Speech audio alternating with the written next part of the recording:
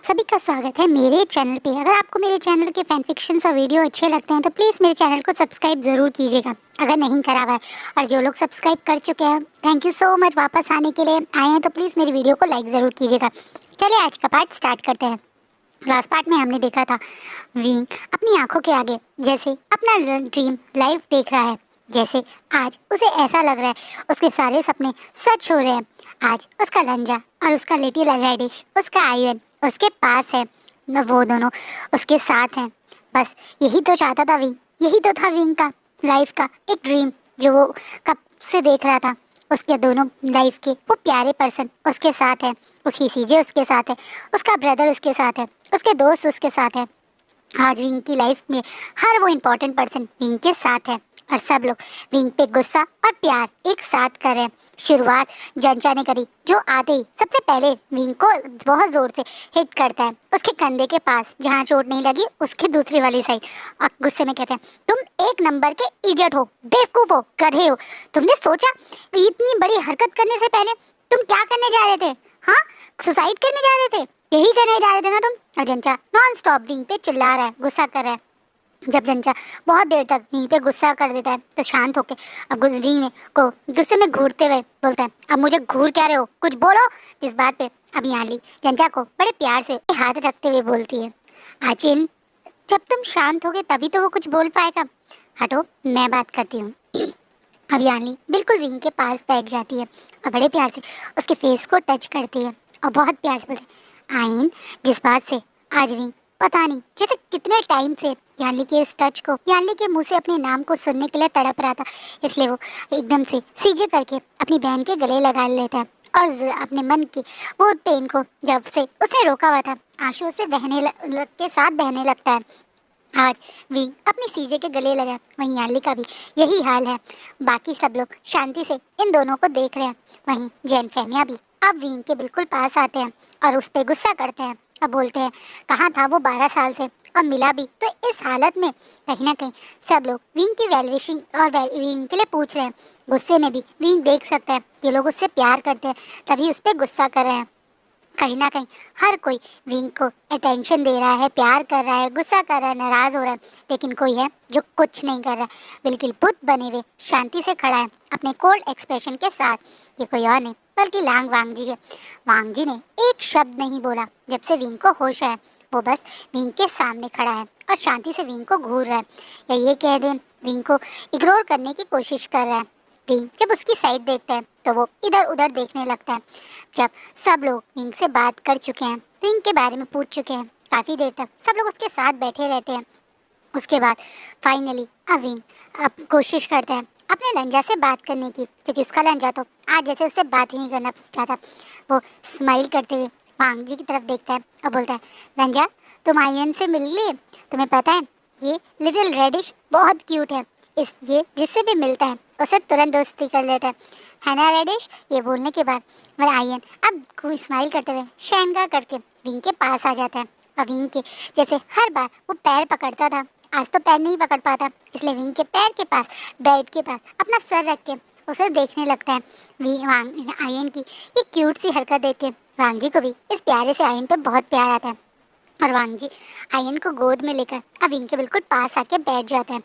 Wing अब ion के प्यार से फेस को टच करता है और बोलता है, लिटिल रेडिश तुम यहाँ कैसे? क्या तुम अपने शैंगा से मिलने आए हो? इस बात पे अब आयन अपनी पूरी प्यारी सी टूटी हुई दांतों वाली हंसी के साथ स्माइल करते हुए अपने शैंगा की तरफ देखकर जोर जोर से गर्दन हिलाने लगता है, जिस बात से विंग के चेहरे पे एक स्माइल आ जाती है।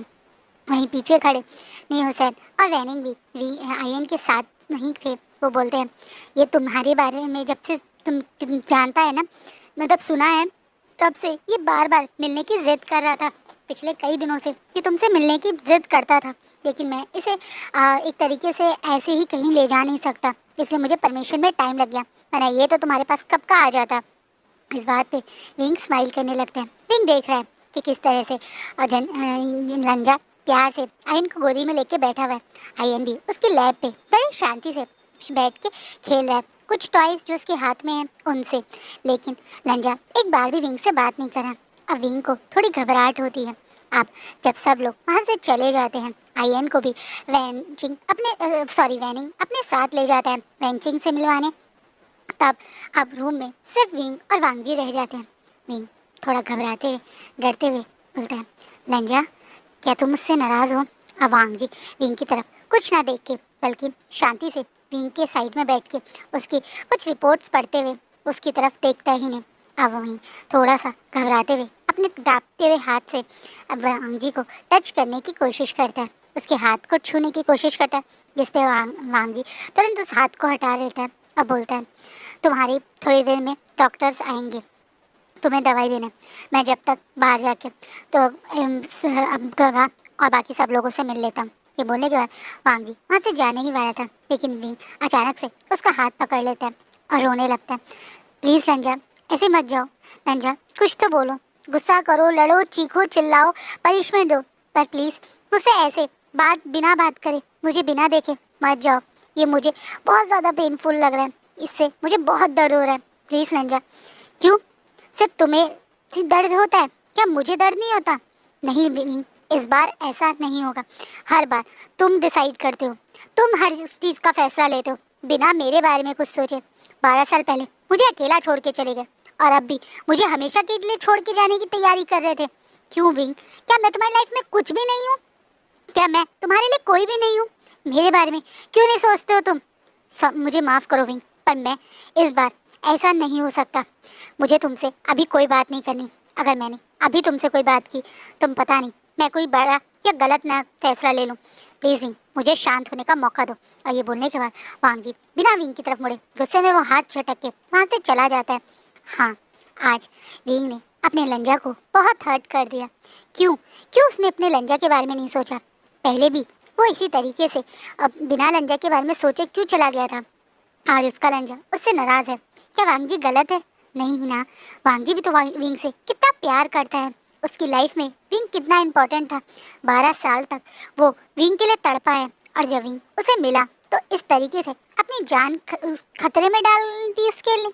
किसके लिए किया विंग ने ये सब? और क्या करके साबित करना चाहता था विंग? क्या करता वो अगर विंग को कुछ हो जाता? क्या होता लंजा का अगर विंग के साथ कुछ भी गलत हो जाता?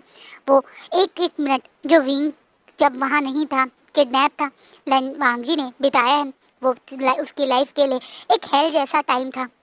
एक एक सेकंड, एक एक मिनट उसे ऐसा लग रहा था जैसे उसकी बॉडी से कोई चीज़ उसे छीन गई है। कभी उसका हार्ट में पेन होता था, कभी उसके हाथ पैर कांपते थे। वो टाइम वांगजी की लाइफ का सबसे वर्स्ट टाइम था।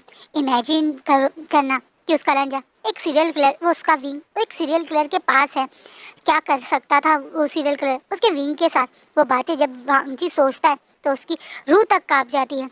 उसके विंग उसके साथ ऐसा हो सकता है, ये सोच के वांगजी की जो हालत होती है, क्या वांगजी उस चीज़ को शब्दों में बयान कर सकता है? कभी नहीं। उसका आज विंग पे गुस्सा होना बिल्कुल जायज़ है। उसकी नज़रों से पूछो तो उस बेचारे ने तो कहीं भी किसी तरीके से भी विंग को प्यार करने में कमी नहीं छोड़ी थी। फिर क्यों क्यों विंग अपने आप को हमेशा उससे दूर ले जाने की कोशिश करता है? कहीं ना कहीं वांगजी आज ये बातें सोचकर आप बहुत अपसेट है। वहीं विंग भी वांगजी का बिना उसे कुछ बोले इस तरीके से चले जाने से बहुत अपसेट हो जाता है। हाँ, वो भी जानता है कि उसने गलती करी, लेकिन वो क्या करता? उस समय उसे लगा कि उसे ये सब करना चाहिए। हाँ, शायद वांगजी से बिना पूछे, वांगजी को बिना इन्फॉर्म करे ये डिसीजन ले लेना, कहीं ना कहीं उसने गलती तो करी है। उसे एक बार किसी को तो बताना चाहिए था, लान शिचैन या अपनी फैमिली मेम्बर यानी जंचा जैसे। कहीं ना कहीं इन लोगों के गुस्से को, नाराज़गी को विंग समझ रहा है, क्योंकि ये सब लोग उसे बहुत प्यार करते हैं। उससे दूर होने का या उसकी जान के खतरे के बारे में सोच के इन लोगों की ये हालत हुई है। इसलिए विंग अब बस सर नीचे करके थोड़ा सा रोता है और मन में सोचता है कि वो अपने लंजा को मना लेगा, वो अपने लंजा को उससे दूर नहीं होने देगा। विंग यही बातें सोच रहा है। ऊपर से उसके ऊपर दवाई का भी असर है, तो वो बेचारा ज़्यादा देर तक जग नहीं पाता और उसकी आंखें बंद हो जाती है। ऐसे ही रोते हुए थोड़े से उसके आंसू अभी भी उसकी आंखों के आसपास है। वहीं वांगजी जैसे ही विंग सो जाता है दोबारा से इस रूम में एंट्री करता है। हाँ, वो विंग से नाराज़ होके ये दिखा के चला गया कि वो विंग से नाराज़ है, लेकिन वो विंग को अपनी आंखों के सामने रखना चाहता है।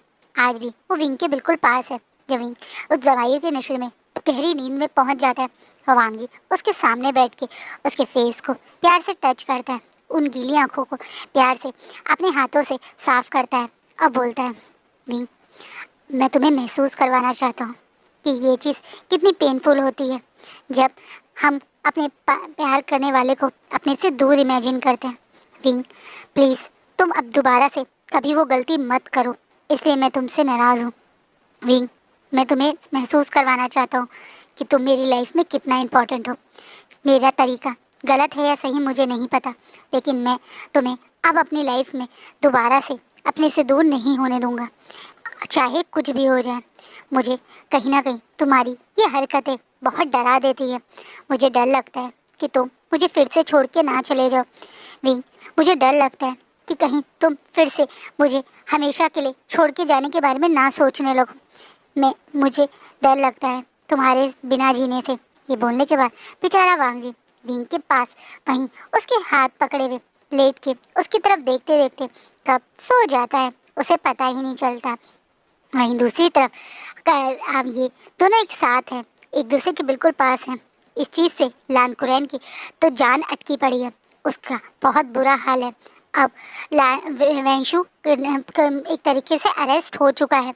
इतना ही नहीं, उसका वो मेंशन जहाँ पे वो लोगों के साथ टॉर्चर करता था, वो जगह भी सीज हो चुकी है। नी मिंजे को बहुत सारे सबूत मिल गए हैं अब वैंशु के अगेंस्ट। वहीं दूसरी तरफ वैन रोहन और वैन चाओ दोनों भी इस चीज़ में वैंशु की कोई हेल्प नहीं कर रहे हैं। एक साइकेट्रिस्ट है, वैंशु को चेक करवाया जाता है तो वो उसे साइकेट्रिस्ट भी बताता है कि उसकी दिमागी हालत ठीक नहीं है, वो एक साइकोपैथ की तरह ही बिहेव कर रहा था।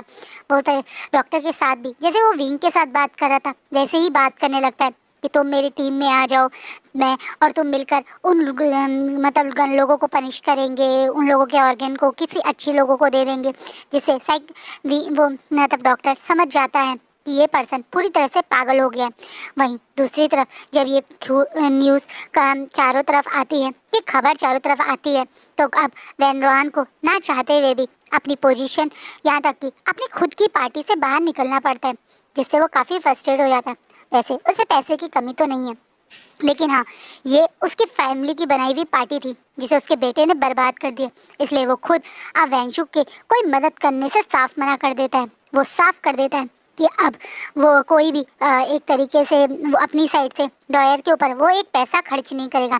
वहीं लान कुरैन घबराए हुए हैं क्योंकि उन्हें लग रहा है कि कहीं वैंशु ने विंग के आगे उसका नाम ना ले लिया हो, या फिर कहीं ये बात कि लान कुरैन ने विंग के बारे में वैंशु को बताया था, ये बात कहीं से पता ना चल जाए को कहीं और से। इस चक्कर में लान कुरैन और वैंशु के केस को बहुत बारीकी से चेक कर रहे हैं। वो वैंशु के पास भी जाते हैं, लेकिन वैंशु लान कुरैन से मिला था या लान कुरैन ने ही उसे विंग के बारे में बताया, उससे ज़्यादा उसके दिमाग में उसे और लोगों को मारना था, वो बात चलती है। तो एक तरीके से लान कुरैन को लगता है कि शायद तो बच जाएंगे। तो उसकी सज़ा मिल चुकी है उसे। अब कोर्ट में भी एक ही मतलब अपील में ये चीज़ तय हो गई है कि वही सीरियल किलर है, क्योंकि वैंशु अपने पागलपन में सबके सामने ये चीज़ एक्सेप्ट भी कर लेता है। कहीं ना कहीं वैंशु और इस सीरियल किलर का चैप्टर तो अब ओवर हो जाता है, पर दूसरी तरफ हमारे विंग और वांग जी के बीच का गुस्सा अभी ओवर नहीं होता। वांग जी बिल्कुल भी विंग से बात नहीं कर रहा है, वो अधिकतर विंग से जब वो होश में होता है तो मिलने भी नहीं आता है। वो जब वो सो जाता है दवाई के डोज से तभी उसके पास आता है। वहीं विंग वांग जी की इस नाराज़गी, इस इग्नोरेंस को बर्दाश्त नहीं कर रहा है। दिन पे दिन वो विंग के लिए विंग मतलब वांग जी से मिलने के लिए जो तड़प रहा है, ये तड़प हर कोई महसूस कर रहा है। जंचा, यानली, लान शिचैन, ये लोग डेली विंग से मिलने आते हैं। आयुन कुछ टाइम में वहाँ रह के वैनिंग के साथ चला जाता है, क्योंकि वैनिंग से भी मिलने आया था ना वैनिंग, तो जब वैनिंग को होश आ जाता है तो वैनिंग उससे मिल के वहाँ से चला जाता है। ऑब्वियसली वो अभी तक अडॉप्ट बेबी नहीं है, वो वेलफेयर के अंडर में ही है, तो ज़्यादा तक वो वैनिंग के साथ अकेले भी नहीं रह सकता आयुन, इसलिए वापस जाना पड़ता है चाइल्ड वेलफेयर सेंटर। लेकिन इस बीच में आयुन वांग जी से भी काफ़ी क्लोज हो जाता है। वांग जी से भी अब आयुन की अच्छी दोस्ती हो जाती है, क्योंकि वांग जी उसके लिए खूब सारे गिफ्ट, चॉकलेट्स और चीज़ें ला के देता है और वांग जी उसका रिच गगा बन जाता है। जो उसके रिच गगा उसकी हर विश जो पूरी कर देते हैं। इसलिए विंग के बाद अब आयन वांग जी के भी काफ़ी क्लोज हो जाता है। वहीं ये लोग तो यहाँ से चले जाते हैं, लेकिन विंग की नज़रें जो वांग जी को ढूंढ रही हैं, उन नज़रों का वो उतावलापन, वो परेशानी अब याली समझ के विंग के पास बैठी है, उसके हाथों को पकड़ के। विंग अब धीरे धीरे से रिकवर भी कर रहा है। हाँ, उसे डॉक्टर ने अभी कुछ ज़्यादा हैवी फिजिकल एक्टिविटी करने से मना किया है, इसलिए अभी वो हॉस्पिटल में ही है, उसका ट्रीटमेंट भी चल रहा है। और लकीली उसकी कोई बोन टूटी नहीं है, तो वो जल्दी रिकवर कर जाएगा। वहीं दूसरी तरफ यानली अब उसे एक घर ले जाने की बात कर रही है, जिसे विंग को टेंशन हो रही है कि अब जो दिन में 1 या 2 बार उसे लंजा मिल भी जाता है, जैसे वो कभी आता है देख कर चला जाता है, कहीं वो बिल्कुल भी अपने लंजा को ना मिल पाए। विंग को ये पता है कि शायद उसका लंजा उसे मिलने तो आता है, कब आता है उसे नहीं पता, पर उसका दिल बोलता है कि उसका लंजा उसके पास आता है। लेकिन अब वो घर चला जाएगा तो अपने लंजा से कैसे मिलेगा, ये बात सोच के उसकी आंखों में घर जाने से जो उदासी दिखती है, उसे वह अब प्यार से मतलब हमारी प्यारी सी यानली उसके चेहरे पे हाथ रख के उसकी नज़र अपनी तरफ करती है और बोलती है, आइन क्या बात है, क्या बात है जो तुम इतना परेशान हो, क्या कारण है कि तुम इतने बेचैन रहते हो, तुम्हारे अंदर किस चीज़ की तड़प है जो तुम अपनी सीजे को भी नहीं बता सकते। अब भी थोड़ा सा इमोशनल होते हुए अपनी सीजे की तरफ देखता है और बोलता है, लंजा सीजे, मेरा लंजा मुझसे बहुत नाराज़ है, वो मुझसे मिलने नहीं आ रहा, मेरा दिल बहुत परेशान है, लंजा मेरे पास नहीं है। ये सोच सोच के तो तुम उसे बुला लो, कॉल करो, पूछो कहाँ है वो।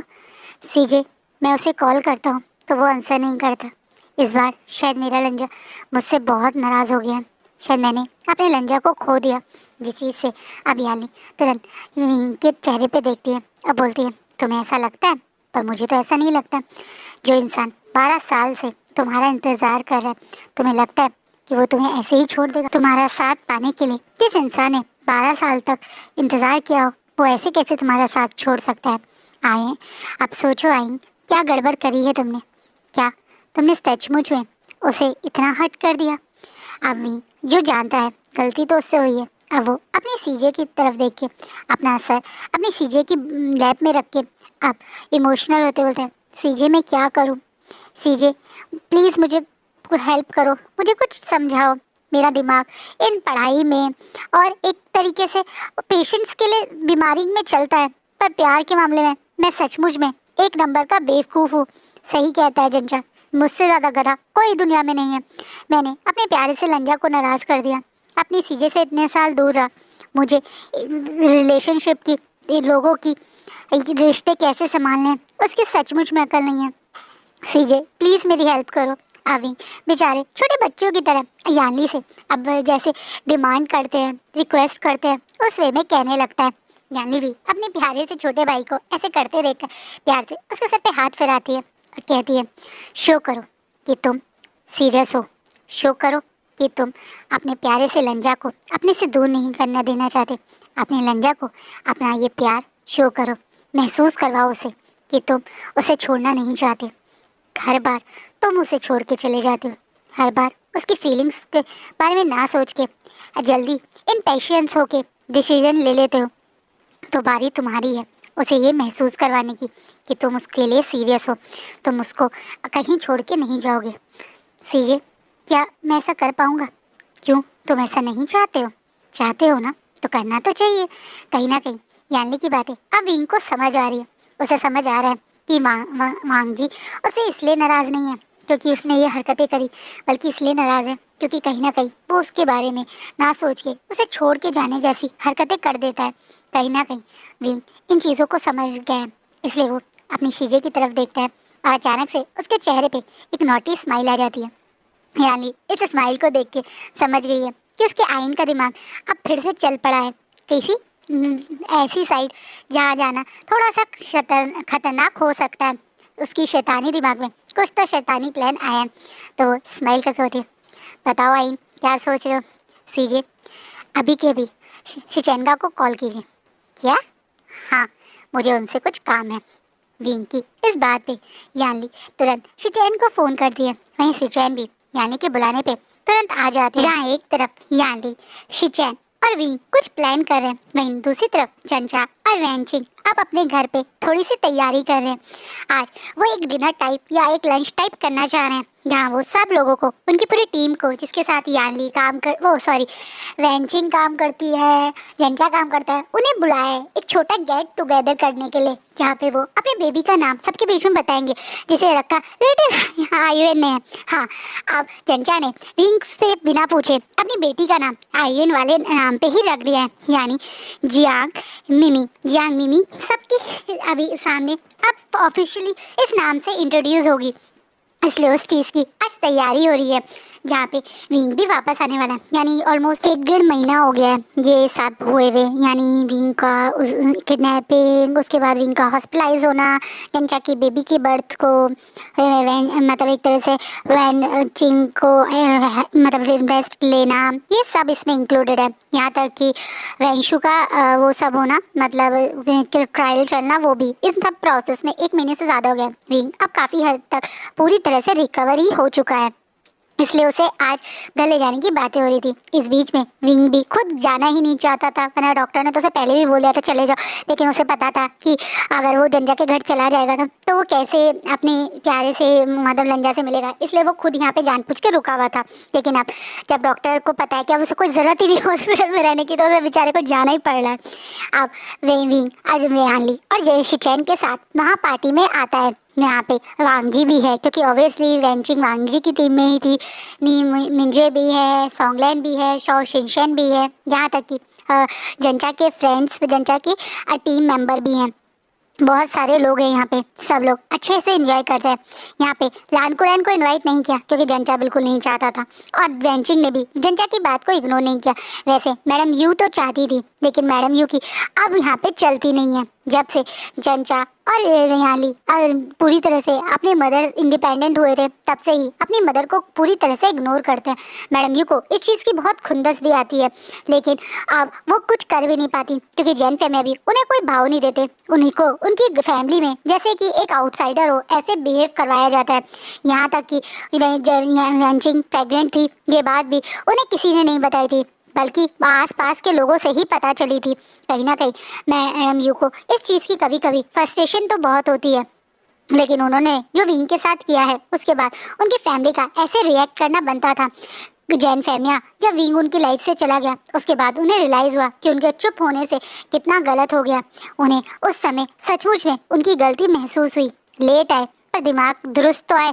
उन्हें खुद को महसूस हुआ कि वो मैडम यू को ना रोक कर उतने ही बड़े गुनहगार थे जितने बड़ी गुनहगार मैडम यू थी, इसलिए वो भी कहीं विंग के सामने जल्दी से आ नहीं पाते हैं। आज भी विंग जब यहाँ आया था तो वो भी मैडम यू की तरह विंग्स को अवॉइड कर रहे थे। मैडम यू इसलिए अवॉइड करी थी क्योंकि उन्हें विंग पसंद नहीं है, और जैन फैमिया इसलिए कर रहे थे क्योंकि उन्हें विंग को देख के बहुत ज़्यादा गिल्टी महसूस होता है कि वो विंग का सही से ध्यान नहीं रख पाए थे जब वो विंग उनके घर में था। लेकिन बाकी सब लोग विंग से बहुत अच्छे से मिल रहे हैं, बहुत खुश हैं, सबसे मिलके विंग भी बहुत खुश है। वांगी यहाँ है पर हर बार की तरह विंग को इग्नोर कर रहा है, जिससे विंग को अब थोड़ा सा फ्रस्ट्रेशन होती है। लेकिन अब विंग नए फॉर्म में है, इसलिए वो विंग वांगी के बिल्कुल पास आके खड़ा हो जाता है और खुद उसके फूड प्लेट से उठा के खाने लगता है, जिससे वांगी को थोड़ा शौक लगता है। वांगी अब विंग की तरफ देखकर वो प्लेट विंग को पकड़ाने लगता है, जिसे विंग एकदम से कहता है मेरे हाथ में दर्द है ना लंजा, तुम ही पकड़े रखो, मैं तो बस खाना चाहता हूँ। वैसे मेरे हाथ में बहुत ज़्यादा दर्द हो रहा है, तुम चाहो तो अपने हाथ से भी मुझे खिला सकते हो।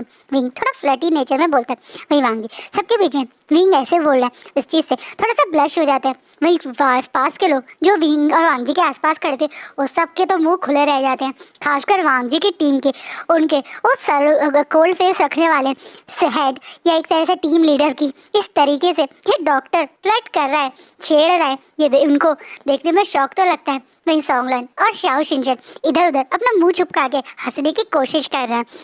नी मिंजे को अब लान शिचैन ने थोड़ा सा हिंट दे दिया है इन दोनों की स्पेशल बॉन्ड के बारे में। वहीं नी मिंजे भी स्माइल करते हुए थोड़ा सा शांत होकर ये चीज़ एंजॉय कर रहे हैं। तो जैसे पूरी तरह से बेशरम हो गए। विंग तो बिल्कुल बाज नहीं आ रहा, जहाँ जहाँ वांगी जा रहा है उसके पीछे पीछे, जैसे कि एक लॉस्ट पपी अपने ओनर के पीछे घूमता है, ऐसे घूम रहा है।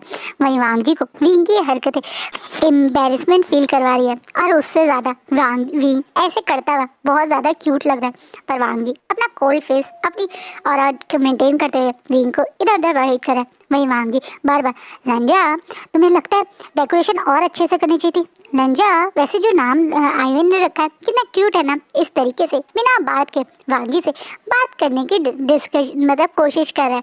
वहीं वांग जी अब विंग को ज़्यादा देर तक अवॉइड नहीं कर सकता। इन शॉर्ट वो अपनी विंग की इस क्यूटनेस को ज़्यादा देर तक इग्नोर नहीं कर सकता, इसलिए वो बहाना मार के वहाँ से भाग जाता है। जिससे वांग जी के निकलते विंग अब अपनी फेस पे एक डेविल सी हंसी देके अपने आप को अपनी मतलब अपने बॉडी के आगे अपने हाथ को क्रॉस करता है। अब मन बोलता है, कहाँ भागोगे मुझसे लंजा, अब तो ये वही विशाल तुम्हारे पीछे पड़ ही गया है। कितना बचोगे मुझसे, चिंता मत करो, तुम्हारे लिए एक सरप्राइज मैंने पहले से ही प्लान कर दिया है। और ये बोल के वो हंसते हुए वापस अपने दोस्तों में और यहाँ तक कि वैन चिंग और यानली के साथ उस बेबी के पास खड़ा हो जाते हैं। जंजा विंग को बहुत देर से घूर रहा था जब वो ये हरकतें कर रहा था, और जैसे ही अब वो वहाँ आता है तो गुस्से में, ये तुम क्या कर रहे थे, ये कैसे पागलों वाली हरकतें कर रहे थे, जैसे तुम स्कूल टाइम में करते थे अब यहाँ पे भी करना शुरू कर दिया। पहले भी तुम ऐसे ही हमेशा लांगवांग जी के आगे पीछे घूमते रहते थे उसके अटेंशन के मारे, और अब भी ये हरकतें करो, बड़े हो जाओ। और कितने बड़े हो गए, 30 साल के हो गए हो। इस बात में हम बेचारा जंजा थोड़ा फ्रस्ट्रेटेड होते मतलब बोलता है। इस बात पे यानली हंसने लगते हैं। वही वैनचिक अपनी आँख घुमाने लगती है।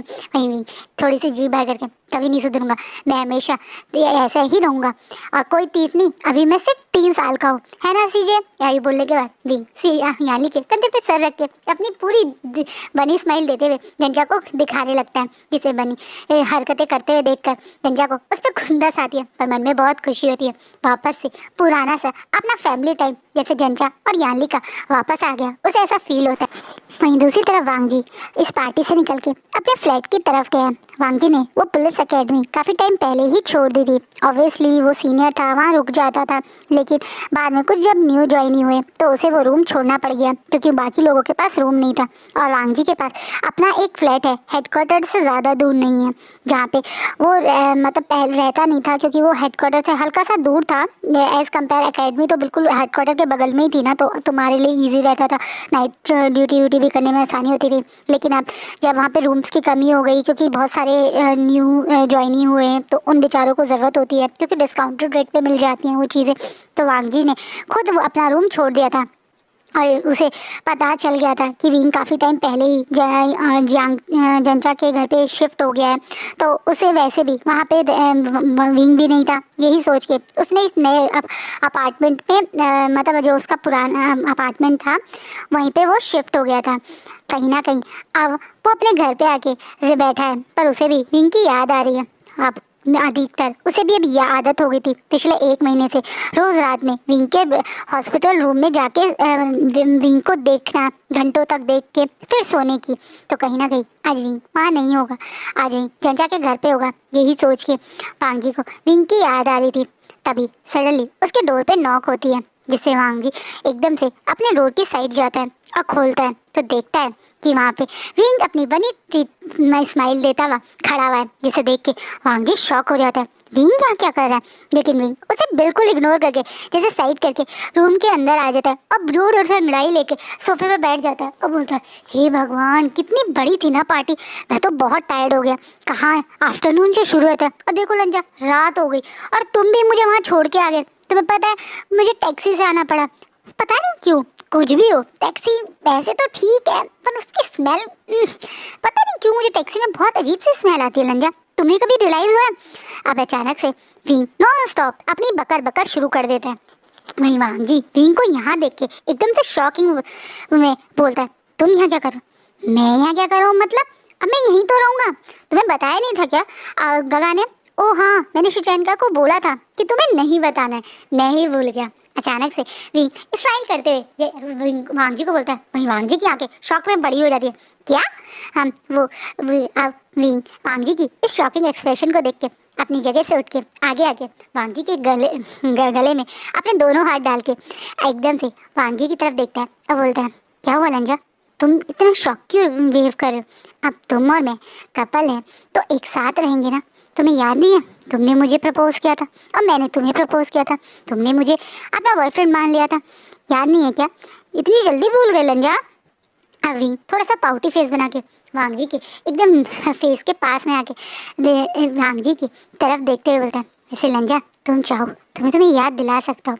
और ये बोलने के बाद वांग थोड़ा सा आगे होके वांग जी के मतलब गाल पे एकदम से किस करता है और एक्साइट स्माइल करता है और वांग जी से दूर के खुशी से बोलता है, वैसे लंजा हम चाहें तो एक रूम में भी सो सकते हैं, बट मुझे शिटाइंगा ने बताया था कि मेरा रूम राइट साइड पे है, तो क्या वो मेरा रूम है? अचानक से विंग एकदम से बोलते हैं, ये अपार्टमेंट मतलब 2 बेडरूम वाला अपार्टमेंट है, तो यहाँ पे 2 बेडरूम है, एक बड़ा सा डाइनिंग रूम है, एक ओपन किचन है। इन शॉर्ट एक वांग जी की सैलरी से जो बेचारा ले सकता था उस हिसाब से काफ़ी ज़्यादा लग्जरियस तो नहीं है, लेकिन हाँ 2 लोगों के लिए काफ़ी अच्छा और सुंदर रूम मतलब घर है, फ्लैट है, सफाई हर ज़रूरत की चीज़ यहाँ पर है। जिसे विंग एक्साइटमेंट में इधर उधर देख के पूछता है, जिसे वांग जी एकदम से अपने शौक से बाहर आता है और बोलता है, तुम यहाँ नहीं रहोगे विंग, तो मैं कहाँ रहूँगा लंजा? अब तुम मुझे ये मत बोलना कि मैं जंचा के घर जाऊँ, मैं नहीं जा सकता। तुम्हें पता है ना वहाँ पे एक छोटा बेबी है, वो लोग भी सही से सो नहीं पाते हैं और तुम मुझे वहाँ भेज रहे हो। तुम भूल गए हो क्या लंजा? तुम्हारे विंग के अभी भी चोट है, मैं अभी अच्छे से रिकवर नहीं हुआ, मुझे आराम की ज़रूरत है और आराम तो मुझे हमेशा मेरे लंजा के साथ ही मिलता है ना। ये बोलने के बाद भी एक हंसते हुए स्माइल करते हुए उस रूम के अंदर घुस के उस रूम का डोर बंद कर देता है। वहीं शौक में वांग जी खड़ा रह जाता है। विंग उसके घर में शिफ्ट हो सकता था, उसने सोचा नहीं था, लेकिन ये यहाँ अपना सामान बांध के पहुँच गया है। ये चीज़ वांग जी के लिए अनएक्सपेक्टेड थी। और आज का पार्ट ये रहता है। नेक्स्ट पार्ट में से हम हमारे विंग और वांग जी की प्यार भरी रोमांटिक हरकतें देखेंगे। आई होप आपको आज का पार्ट अच्छा लगे। कैसा लगे प्लीज़ कमेंट में ज़रूर बताइएगा। Thank you.